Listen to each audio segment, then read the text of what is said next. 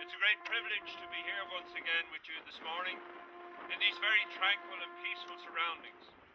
And it is indeed hard to remember or to conceive perhaps of the suffering and death that was so attendant upon this part of your country so many years ago.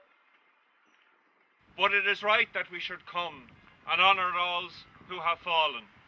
And particularly in our case, I think, the men of the 16th and 36th Divisions who gave their lives so heroically here. I suppose that of one death that made a greater impression than all others at that terrible time was that of Major Willie Redmond. On the 7th of June 1917, as part of the assault on Mesen's Ridge, he was fatally wounded. And he was attended upon that occasion by Private John Meek of the 36th Division. Both men coming from very different traditions in our country. Both men expressing great humanity towards one another, which has since become probably, I suppose, the core value of the Mesen's Peace School.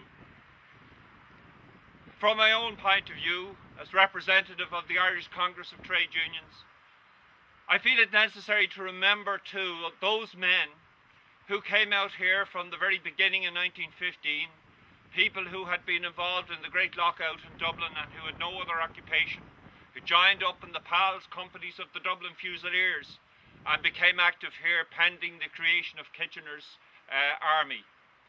There is a story told that on the 15th of April 1915, a company of the Dublin Fusiliers were called upon to attack the village of St. Julian near Ypres. And as they approached in good order within 100 yards of that village, they were cut down by German machine gun fire. And as the remnants crawled back into their trenches, they didn't shout any salutation to king or emperor or anything else. They said, 3 cheers for Jim Larkin. Larkin, who had been the leader of the Unions in 1913.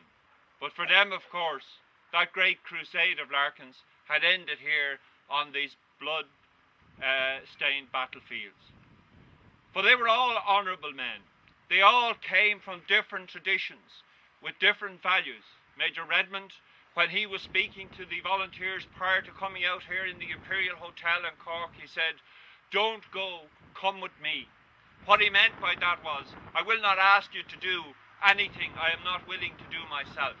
And he believed, of course, that the cause of Belgium and the cause of Ireland in some ways were inseparable.